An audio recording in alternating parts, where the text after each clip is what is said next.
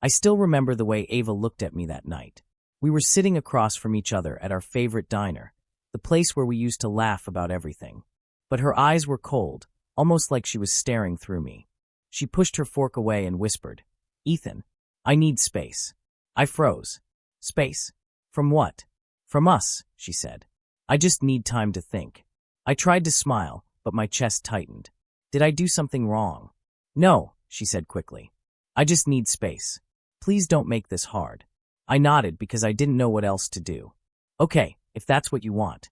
But inside, something cracked. When we got home, she went straight to the bedroom. I stayed in the living room, staring at the wall, trying to make sense of her words. Later that night, she went to shower. Her phone buzzed on the couch. I glanced at it, only for a second, but I saw the name. Just work. A smiling emoji followed. My heart sank a little. When she came out, she grabbed her phone so fast it almost slipped from her hand. "You okay?" I asked. "Yeah," she said. "Just tired." But her voice didn't match her eyes. The next morning, she left early. She didn't kiss me goodbye. That had never happened before. I stared at the empty doorway and whispered to myself, "She'll talk to me later. She just needs time." That's all. But the truth was, fear was already crawling into my mind. At work, I tried to act normal. Liam dropped by my desk, his usual grin on his face. "Bro, you look dead. You okay?" "Ava wants space," I said. Out of nowhere. His smile faded. "Space? Like breakup space?" "I don't know," I said.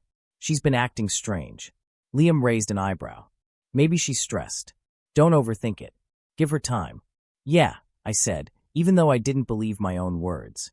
Something in his tone felt off, like he was trying too hard to sound relaxed. When Ava didn't answer my calls the whole evening, I texted her, "Can we talk tonight?" No reply. 10 minutes later, delivered turned into red, and still nothing. My chest tightened again. I tossed my phone on the couch and grabbed my keys. I needed someone to talk to before I lost my mind. Grace worked at the same office as Ava. She had always been kind to me. Maybe she knew something. When she saw me walk into the cafe near her office, she blinked in surprise. "Ethan, you okay?" "No," I admitted. "Ava said she needs space." Grace's expression softened. "I'm sorry. I know she's been distant. You've noticed too?" I asked. She hesitated. "A little. She's been different at work. Quiet. Distracted. Is there someone bothering her?" I asked. "Someone she's talking to more?" Grace looked down at her coffee, avoiding my eyes.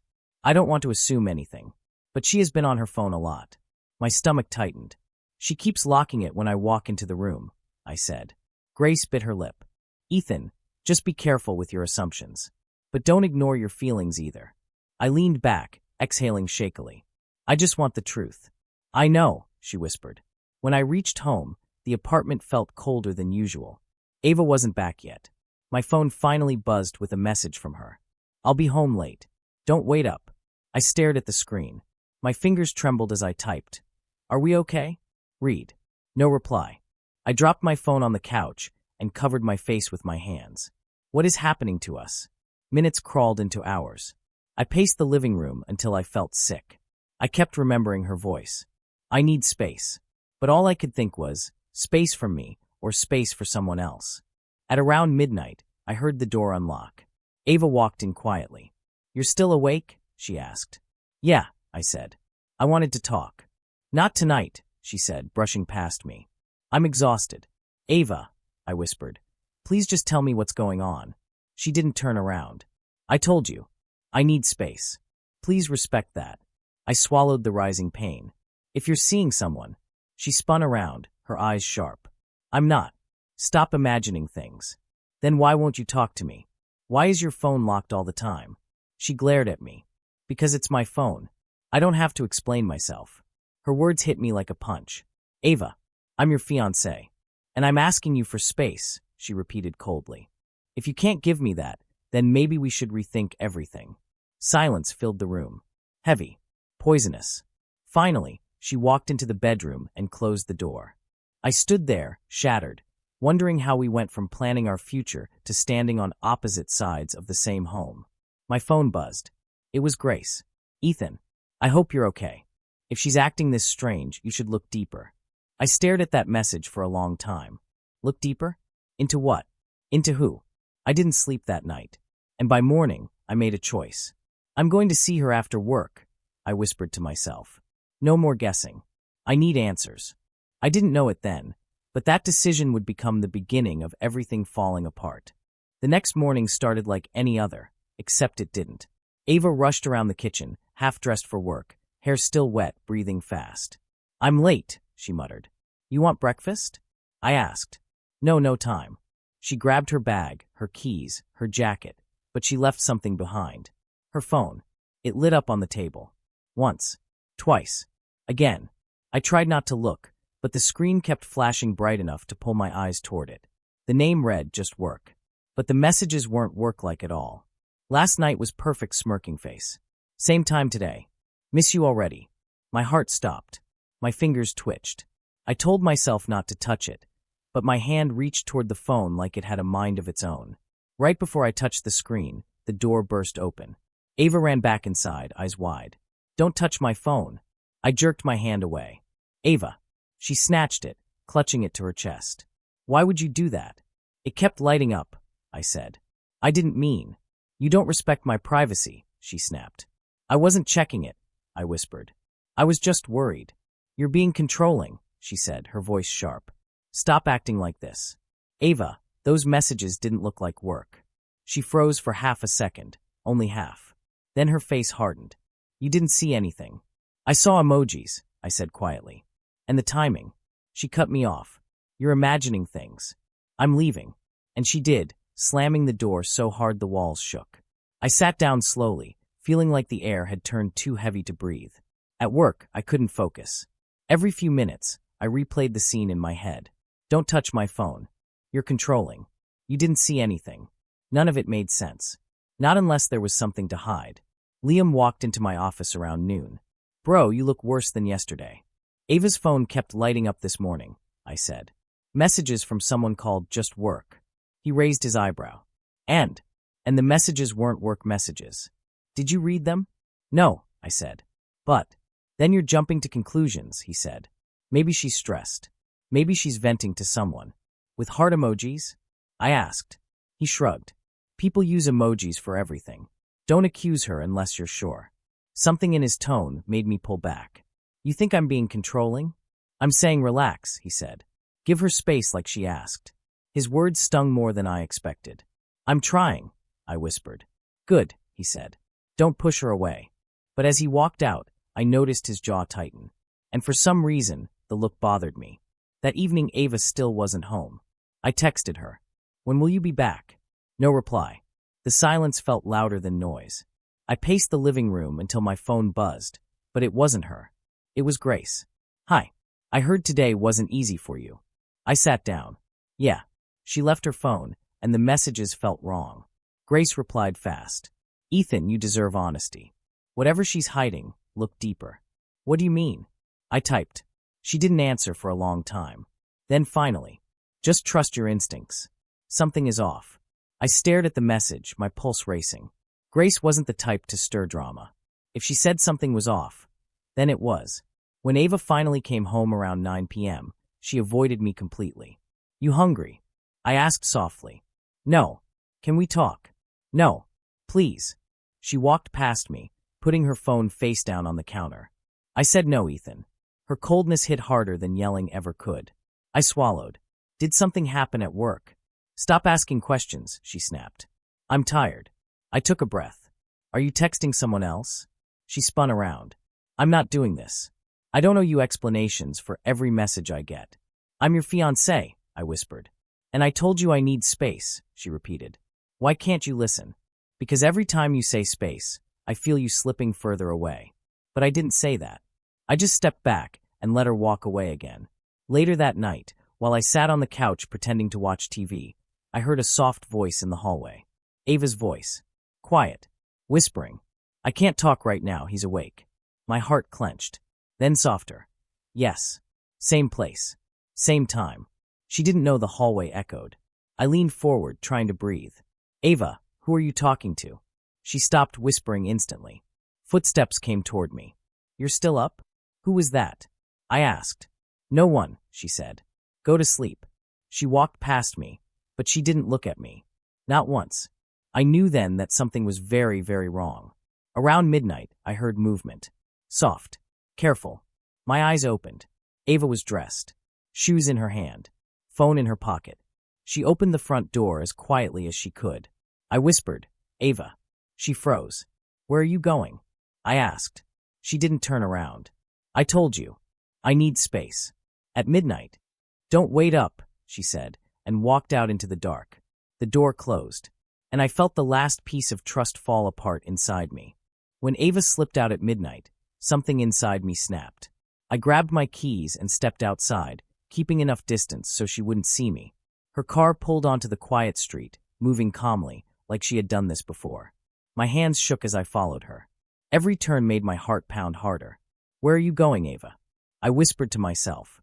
She drove past the closed shops, past the gas station, past everything familiar. My chest tightened when she finally slowed down near the highway exit. Then she turned into a hotel parking lot. A hotel. My breath caught. "No, please no." She parked near a side entrance. I stayed in my car, gripping the steering wheel. I watched as she stepped out, fixing her hair, checking her phone. My stomach twisted when a man walked toward her. Mark, her manager. He opened the hotel door for her like it was normal, like he had done it before. I felt my vision blur. "Ava, what are you doing?" They disappeared inside together.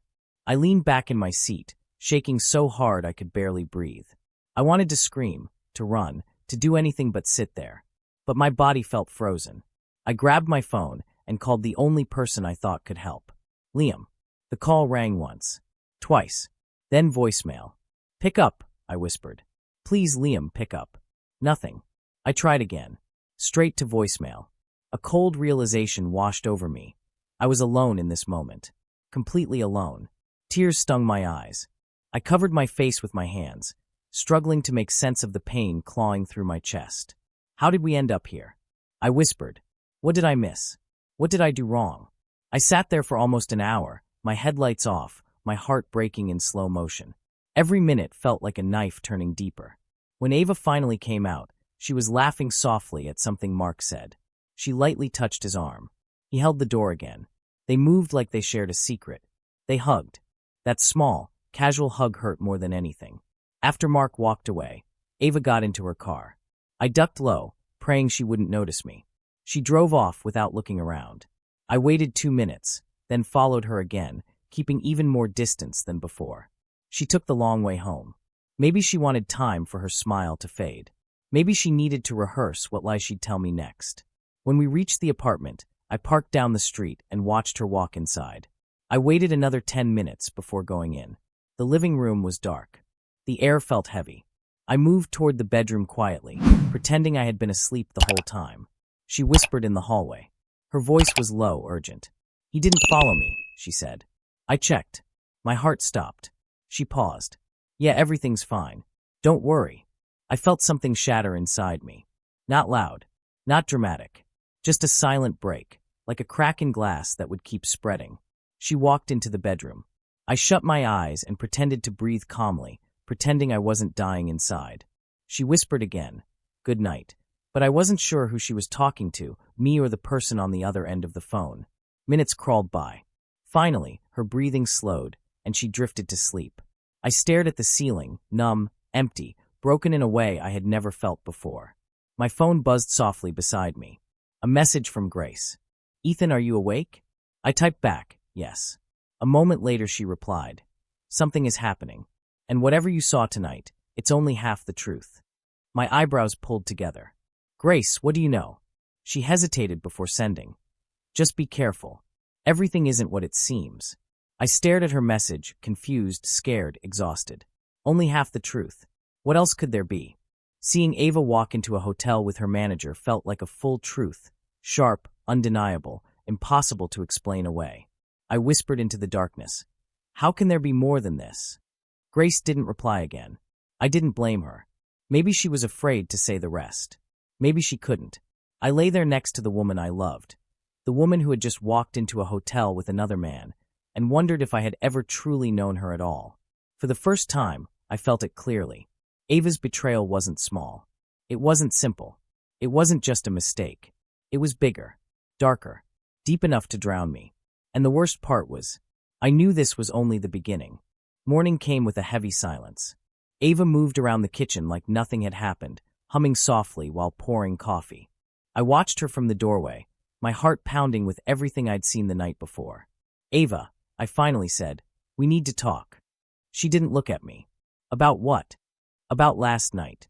Her hand froze only for a moment before she forced a smile. I told you I needed air. I went for a drive. You went to a hotel, I said bluntly. Her eyes widened, then narrowed.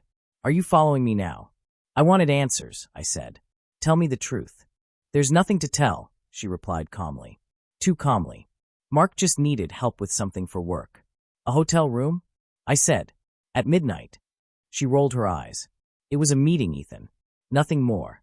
Then show me your phone. Her body stiffened. No. Why not? I asked. Because I don't have to prove anything to you, she snapped. I stepped closer. Ava, your hands are shaking. I'm cold, she shot back, even though the heater was running. Just let me see. No, she shouted, grabbing her purse. I'm done with this conversation. She stormed toward the door. I followed her. Ava, don't follow me, she warned, then slammed the door. The sound echoed through the apartment like something breaking inside my chest. I drove to my sister Sarah's place. She opened the door, took one look at my face, and said, What did she do now? I sat on her couch, staring at the floor. I think she's cheating. You think or you know, she asked. I saw her go into a hotel with her manager. Sarah sighed. And what did she say? That it was work. She snorted. At midnight? Ethan, come on. I don't want to accuse her without proof, I said. I keep thinking maybe I'm wrong. She grabbed my shoulder. No, don't let her gaslight you. If you want proof, then get proof. What do I do? Hire someone, she said. A professional. Stop trying to fix this alone. Her words hit me hard. She was right. I needed answers, not hope. Grace asked to meet me later that day. She chose a quiet corner of a park, far away from anyone who could overhear. She looked around nervously before sitting beside me.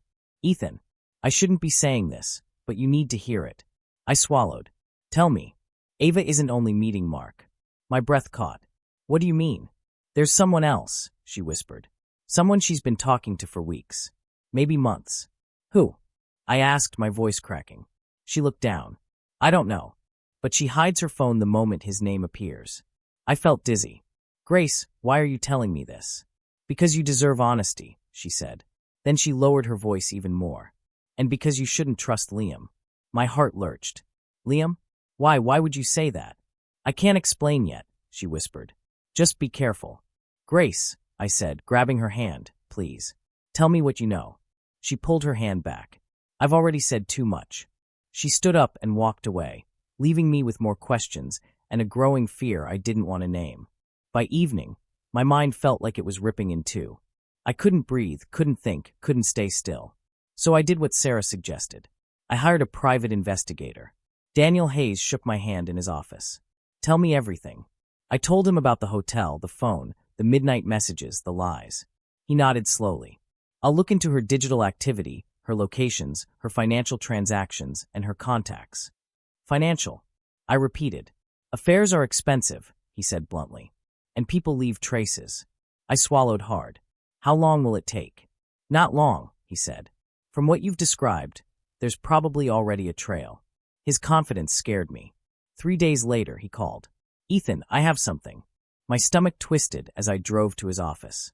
When I sat down, he slid a file toward me. I'm still digging, he said, but this is enough to be concerned. I opened it.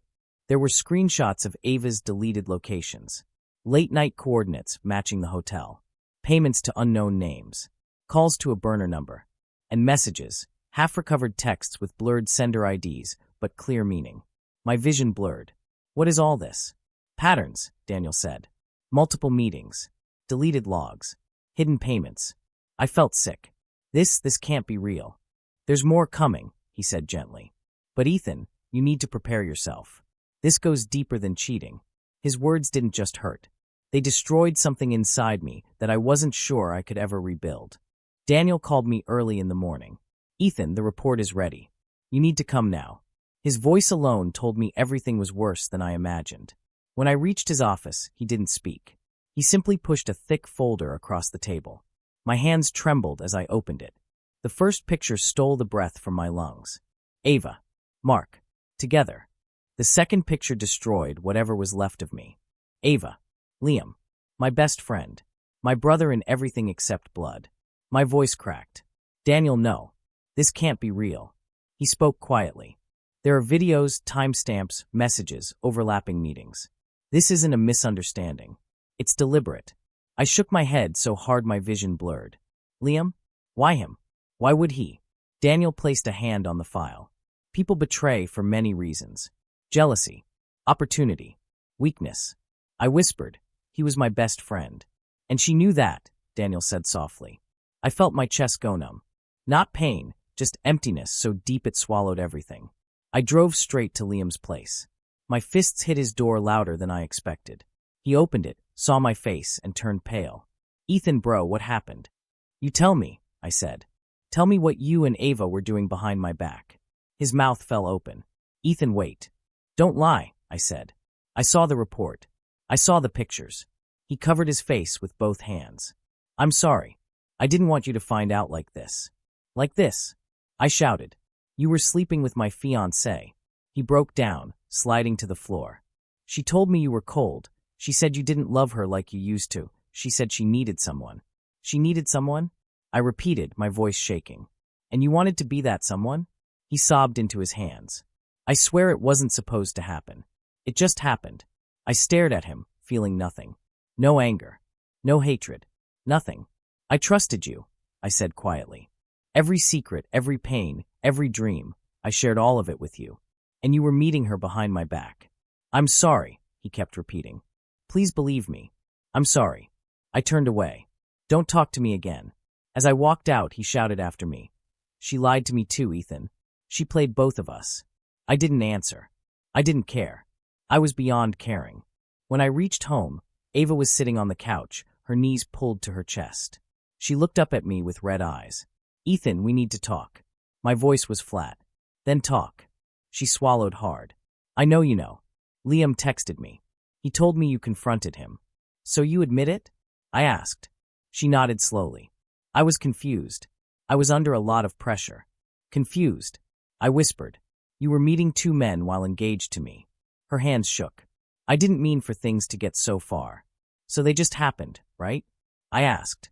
Both of them. She wiped her tears. I was scared. You were becoming distant. I was working, I cut in, to build a future for us.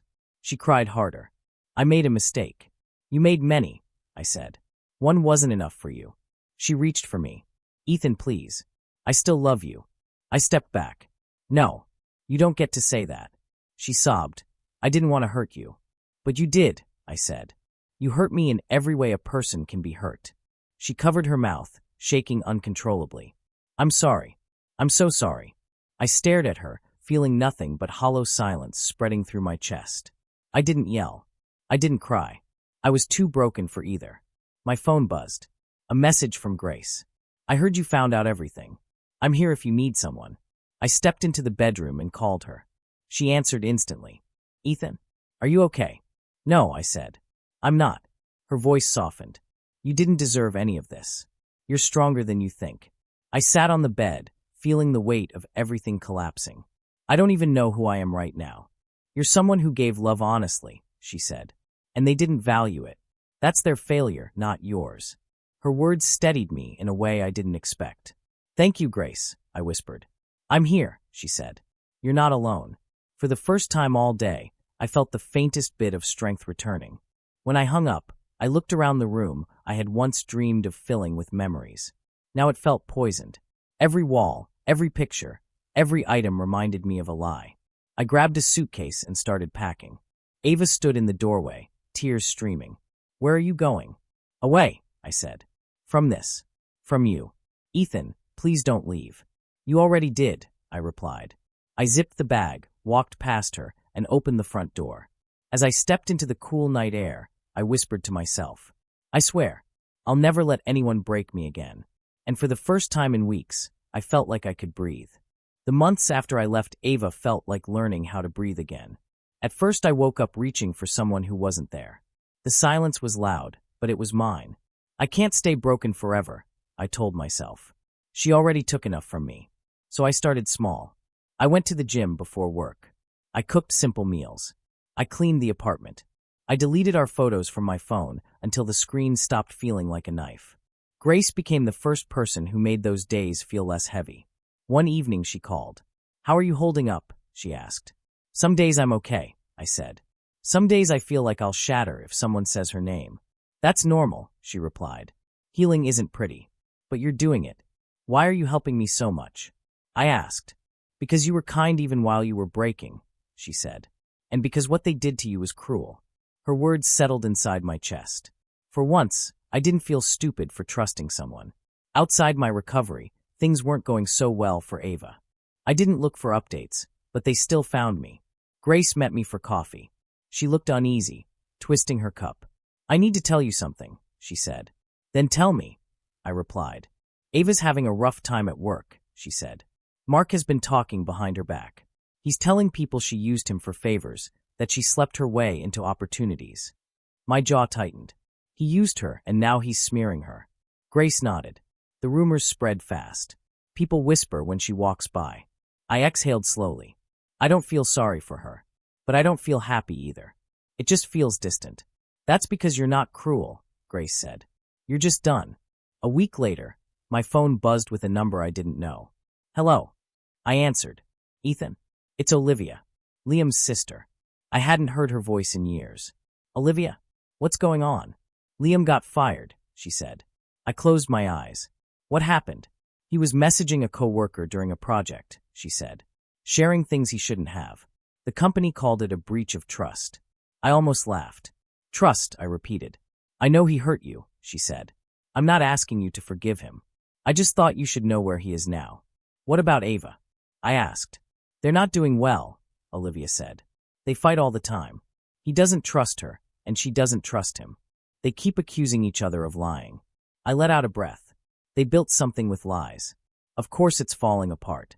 There was a pause. "Ethan, there's something else you should know." My grip on the phone tightened. "What is it?" "They didn't start after she asked you for space," Olivia said. "The flirting started months before that. At parties. In chats. She complained about you to him. He liked the attention.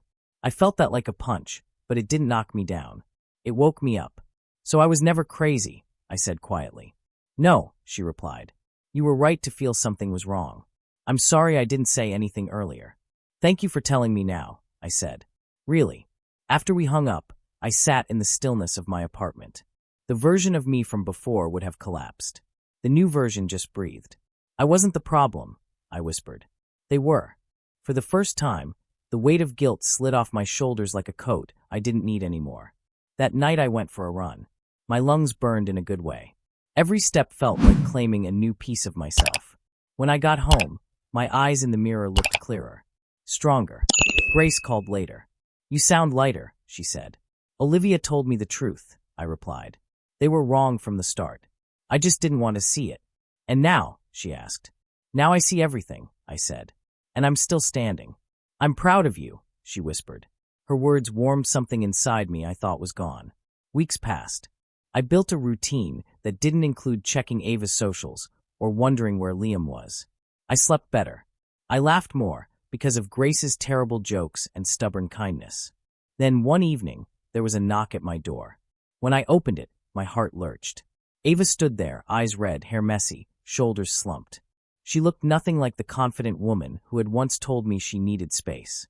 "Ethan," she whispered, "please can we talk?" I held the door, feeling the strength I'd earned. She wiped her tears with her hand. "I want to fix everything." Ava stood in front of my door, shivering like the cold night had finally caught her. Her eyes were swollen, her voice shaking. "Ethan, please," she whispered. I need to talk to you." I stepped aside just enough for her to enter, but not enough to make it feel like home. She walked in slowly, looking around the apartment like she didn't recognize it anymore. "I've been a mess," she said, wiping her cheeks. "Liam left me. Mark spread lies about me. Everyone turned their back on me. And now I finally understand what you meant to me." I leaned against the wall. "Ava, don't start with that." "I have to," she insisted. "I ruined everything. I hurt you. I destroyed us. But I swear, I didn't know how lost I was until you were gone. I kept my voice steady. What do you want from me? Her voice cracked. I want you back. I stared at her. She looked small, fragile, defeated. But I didn't feel anger. I didn't feel pity. I felt distance, like she was a memory I'd already filed away. Ava, I said softly, you broke something that can't be fixed. She stepped closer. I can change. I can fight for us. I'll do anything. No, I said. You fought for everyone but me. She flinched like I'd hit her. I never stopped loving you. You stopped respecting me, I replied. You stopped choosing me. You stopped being honest with me. Love without those things is just noise. She covered her face as fresh tears spilled out. I lost everything, Ethan. Liam left. Mark used me. My co-workers won't even look at me. I'm alone. You weren't alone when you had me, I said. But you threw that away. She stepped closer again. I thought you didn't care anymore. I thought you were drifting away. And instead of talking to me, I said, you talked to other men. I made a mistake, she whispered. You made many. My voice didn't shake. Not even a little. And you made them while looking me in the eyes, knowing I trusted you. She dropped to her knees, sobbing. Please, please don't say it's over. I can't lose you too. I took a slow breath. You didn't lose me today, Ava. You lost me the night you asked for space. You just didn't know it yet. She grabbed my hand. Give me one more chance. Just one. I'll spend my whole life making it up to you. I pulled my hand away gently. I'm not angry with you anymore. She looked up, confused. Then why? Why won't you stay? Because I'm finally at peace, I said. And going back to you would destroy that. Her voice broke. I regret everything. I swear I do. I know, I said. But regrets don't rebuild trust. They only remind you why it's gone. She fell silent, shaking, crying into her hands. I watched her crumble, but it didn't break me. Not anymore. The boy who loved her was gone, and the man I became had different priorities. She whispered, Are you seeing someone? No, I said. But I'm seeing myself clearly for the first time. She cried harder. Ethan, I'm begging you. Don't beg, I said gently. Stand up. Go home. Fix your life. But don't ask me to step back into the wreckage. She finally rose, her legs weak. She looked around once more. So this is it. This is me choosing myself, I said. She nodded slowly, tears dripping onto her jacket. Goodbye, Ethan. Goodbye, Ava. She walked out quietly, closing the door behind her. The silence she left didn't feel empty. It felt clean. A few days later, Grace met me at a small cafe. She smiled softly when she saw me. You look lighter, she said. I feel lighter, I replied. She stirred her drink, watching me with warm eyes. Did she come to see you? Yes. How did it go?